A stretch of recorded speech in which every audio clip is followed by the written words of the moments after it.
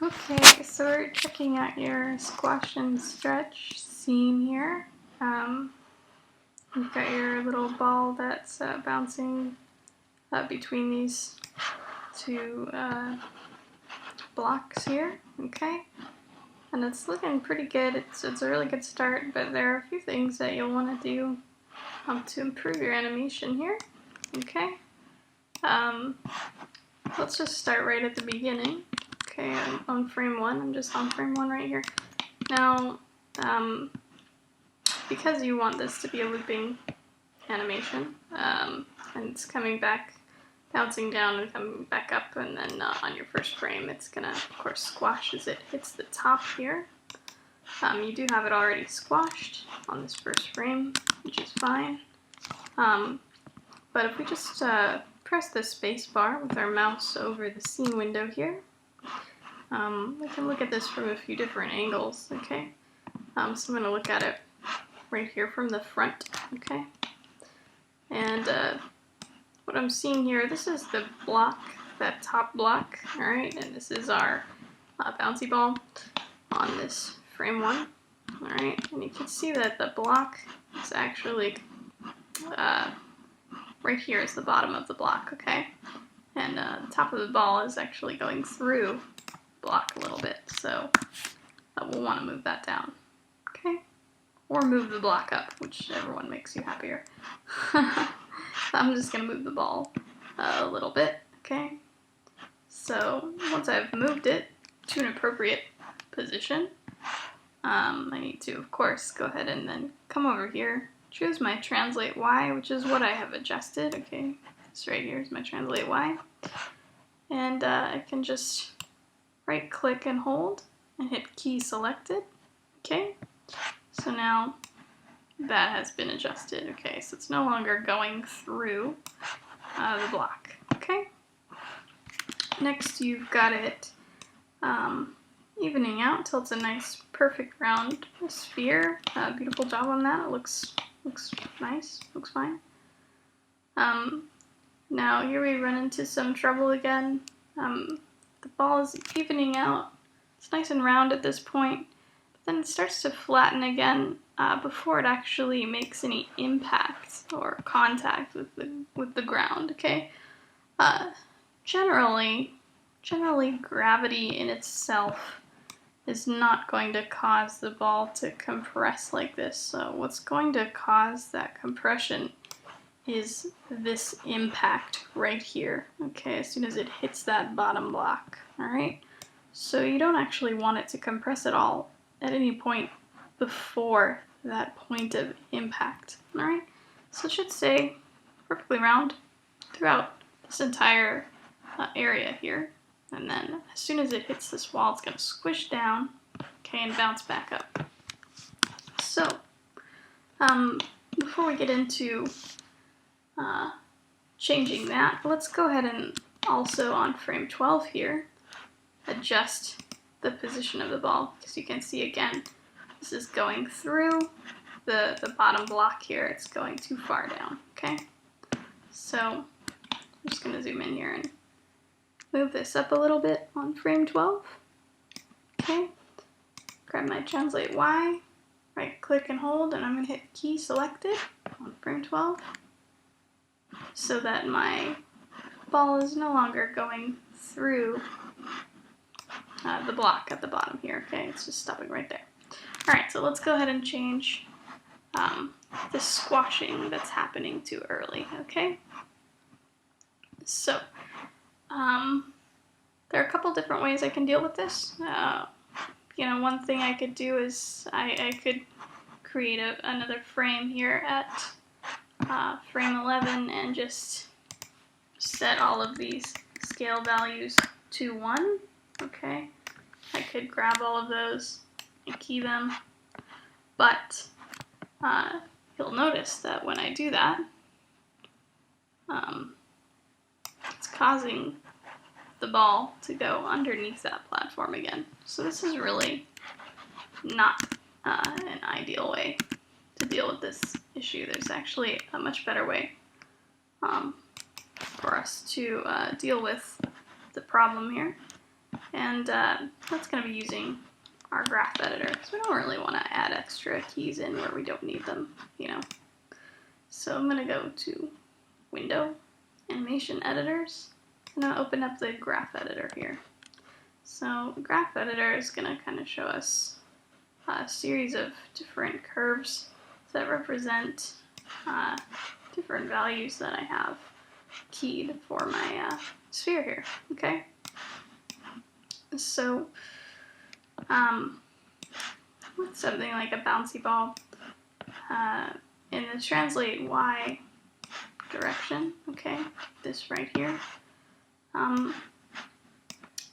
basically the ball is going to come to the top of its bounce, okay, it's going to hit the ground and sharply change direction. You know, it's going to instantly go from traveling downwards to traveling upwards. You know, it's not going to slowly ease into traveling back up again. It's just going to flat out change direction, all right? And then normally, if it were not impeded in any way, it would just come up to the top of its bounce, all right? And just kind of slow down as gravity began to take effect, and it would just kind of go back down.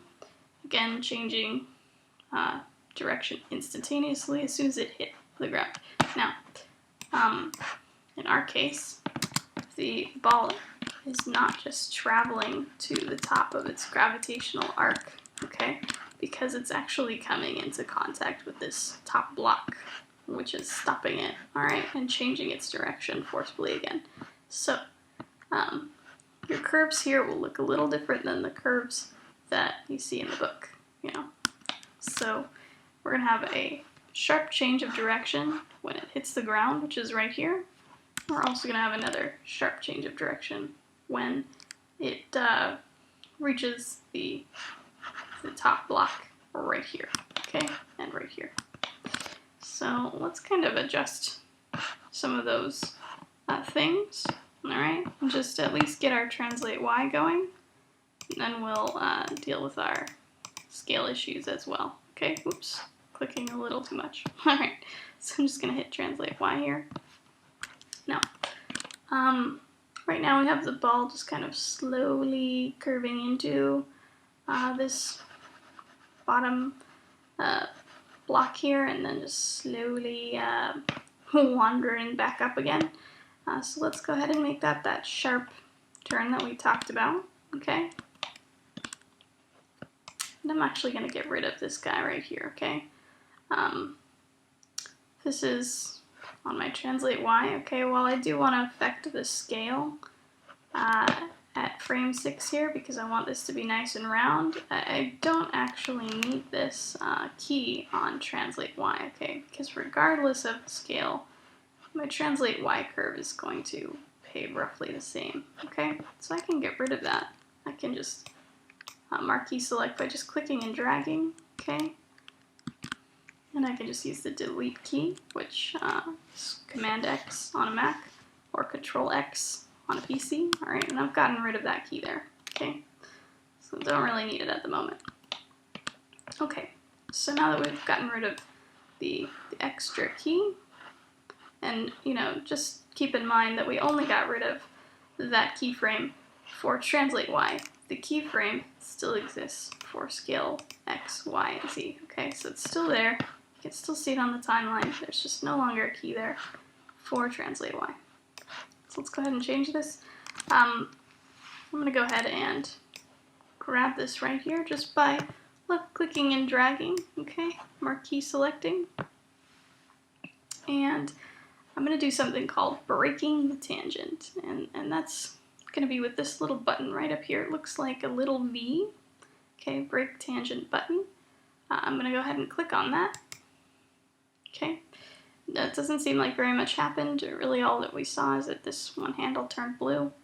What this has done is, while before this was one continuous curve, okay, it couldn't really be moved separately on either side. When we broke this tangent, we actually allowed ourselves to manipulate this side of the curve and this side of the curve as separate objects. All right, so we have a lot more control over them now. So just come up to Edit, Transformation Tools. We'll use our Move Keys tool. Okay. Now what we can do is we can click on one of these handles, and we can click and drag. You can see we can now control what's happening with that curve there. Okay. So for something like a normal bounce, you'd see something like this, where it's just kind of starting at the top of its gravitational fall here, coming down, and suddenly bouncing back up in the other direction. So we would then grab this handle on the other side, pull that up, okay? It'd be bouncing back up suddenly in the other direction, and would kind of slow down into this top of gravitational pull right here, okay? So again, since yours is being obstructed by this block, it's going to behave slightly differently. It's actually going to be more like a straight line, right? So let's change these even further, okay? So I'm going to grab this, and I'm going to make this a straight line, okay? And the way I can do that, again, I just marquee selected these two on one side here, all right? And I can use this button right here called Linear Tangents. As soon as I click that, I'm going to get a perfect straight line, a diagonal, just drawn between these 2 points, okay? This one's still all curvy. That's fine. You know, we can just grab these two and do the same thing. Linear tangents. Got our straight lines now, okay? So it's now traveling at the same speed upwards as it is downwards, okay? And again, the only reason that it's doing that is because gravity isn't having very much of an effect on it, because it's being impeded by these two structures, okay? So that's going to take care of our translate y. We're happy with that, so let's deal with our scale now, okay? Now if we take a look at our scale in the graph editor here, you might notice that it's really long and thin and kind of difficult to see really what's going on here. So we can change the way we're viewing things a little bit here. All right, we can use, if you're on a Mac, it's going to be Command Shift. You're going to right click and hold and drag that in, okay? If you're on a PC, it's going to be Control Shift, right click and hold and drag, okay? Then you can just zoom in with your middle mouse button, just using your scroll wheel, or you can also zoom in by holding Command or Control, depending on whether you're on a PC or Mac, and clicking and dragging your right mouse button. Okay, so we can zoom in on this, we can squish it in, we can take a look and see what's going on, okay? So we've got scale X here, scale Y here, and scale Z here. And you know, it doesn't always look like much at first. It can be a little difficult to read, but you'll get the hang of it as you see more and more of these kinds of things in the future, okay? So let's see exactly what's going on. We're starting right here at the top of our bounce. We've got our scale X and our scale Z kind of ballooned out a little bit to account for that force there. And our scale Y is squished in, okay? That's all looking fine. We come down to frame 6 here, and at this point, everything is 1, 1, 1. We've got a perfectly round sphere, okay? So that's all fine too. We were looking at the fact that, you know, if we're here at frame 10, we've already got the ball squishing out, and we don't actually want it to get squished till it gets to 12. Okay, so we're going to have to change something about these curves in between frame 6 and frame 12.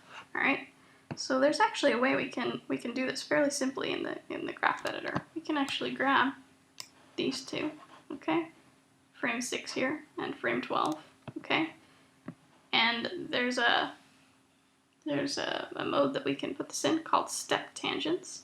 Okay, and just like the name says, it creates something that looks like little stairs, okay?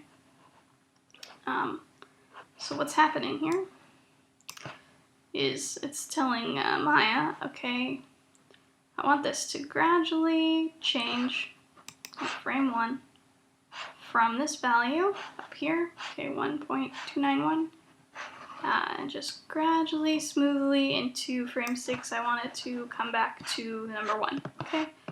And then when you've got this flat line like this, you're saying keep it at 1, keep it at 1, stay at 1, don't move, just stay at 1. And then suddenly, on frame 12, it jumps right up to here, okay, back to this 1.291 value, okay? So it's just all of a sudden snapping back, alright? So that's gonna look a little better for us. We'll want to do it, of course, also in scale Y and scale Z, okay?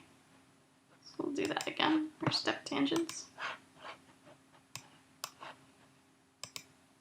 I may have gotten actually a little overexcited there. I grabbed both of these guys. Okay, you can actually just grab the one for now. Okay, and just go ahead and do step tangent for those. Alright, we'll show you how to adjust these in a moment anyways, because we're still not quite there yet. We'll deal with those guys. Alright, so let's take a look now at our animation over here. So we've got it slowly rounding out, staying perfectly round until it hits the ground, suddenly squishing down. Okay, so that all looks really nice and polished. So, okay, at this point, it's coming back up, it's staying squished the entire time, and then it's suddenly turning around again. So obviously that's not what we want.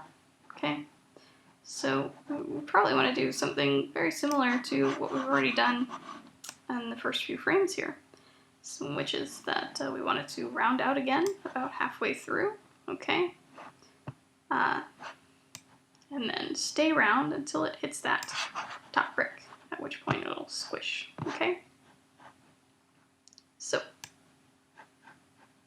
let's go to frame 18, all right? Which is where this is logically going to go ahead and round out if we're kind of following our timing from the beginning half of our animation here, okay? And we're going to go ahead and make ourselves a new keyframe because we actually don't have one here at the moment, okay? So we want this bulb at frame 18 to go back to being perfectly round, right? So we can go to scale X, Y, and Z and give them all values of 1, all right? Now remember, this is not keyed until you actually click and drag and grab these guys, right click and hold, and select key selected, okay? Now this little red tick mark will appear indicating that we've created a new keyframe. So now we can kind of scrub through our animation and nothing that we just did will be lost, okay? So there we go. Now you may notice that it's staying squished at the moment all the way up until this point. That's because we're still in step mode here, alright? So this is one of those points where we'll want to actually have a smooth curve like we did at the beginning, okay? Rather than step. So I'm just going to grab that right there. And we can change this back to a smooth curve just by hitting this button right here, okay? This is auto tangent. Alright, and it's just going to automatically smooth this out for you, okay? So that's scale X. Let's also do it in scale Y, just grabbing this guy right here, hitting the auto tangent button right here. It does look like a little bell curve with a line at the top and an A underneath, if you can't quite see that. Alright, so this one in scale Z is already done, so that's great. We don't even have to touch that one.